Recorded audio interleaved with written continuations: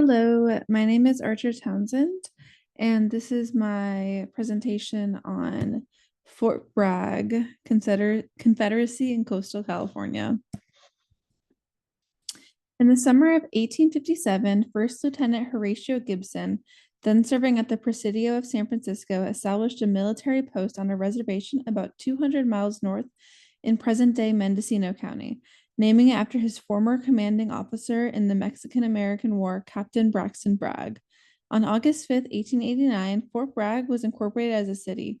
C.R. Johnson, president of the Fort Bragg Redwood Company, was the first mayor. When Fort Bragg was created as a military outpost, the U.S. military forced out 300 plus indigenous individuals from the land, marching them to a nearby reservation. Fort Bragg's namesake, General Braxton Bragg, is most famous for his involvement in the American Civil War, specifically with the Battle of Chattanooga and the Battle of Chickamauga. But previous to his efforts with the Confederacy, he had been known for the Mexican-American War, in which he came to know Horatio Gibson. Bragg was a slave owner and plantation owner for the majority of his life, up until his plantation in Louisiana was seized. Bragg enslaved 105 men and women on his 1,600-acre plantation. Bragg was known as a horrible general throughout the Confederacy. Because the majority of Braxton Bragg's entire career surrounded the Civil War and his involvement with the Confederacy, many activists are calling for a change in the town's name. In addition, Fort Bragg was created on the Mendocino Reservation, laid out between the Noyo and 10 Mile rivers. The fort functioned as a concentration camp, corralling the natives and making it impossible for them to hunt or fish or continue their way of life. This history behind the creation of the city and the namesake, especially the two combined, creates an incredibly controversial city name. Fort Bragg has an activist group named Change Our Name, Fort Bragg, who are constantly working on providing information about why a name change is vital, as well as hosting essay contests for local involvement.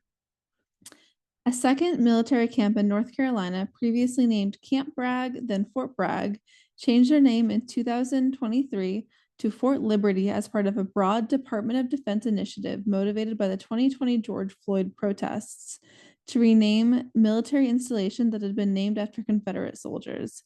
In addition, the debate of a name had been brought up for 160 years when First Lieutenant Orlando H. Moore was stationed at Fort Bragg and questioned its name in correlation with the Confederacy. There is precedent of a name change, the exact name change, occurring, as well as hundreds of supporters agreeing with organizations like Change Our Name. A close example is Donald Trump's promise to renaming Fort Liberty, North Carolina, back to Fort Bragg. The former president says, "We did win 2 world wars from Fort Bragg, so this is no time to be changing names. We're going to do everything we can to get it back. We're going to bring our country back," followed by the crowd of his supporters agreeing with the sentiment. Very similarly, many may view Fort Bragg, California the same. Certain historical significance comes with names, so the sentiment of keeping them the same is often shared. Names are much more delicate than statues.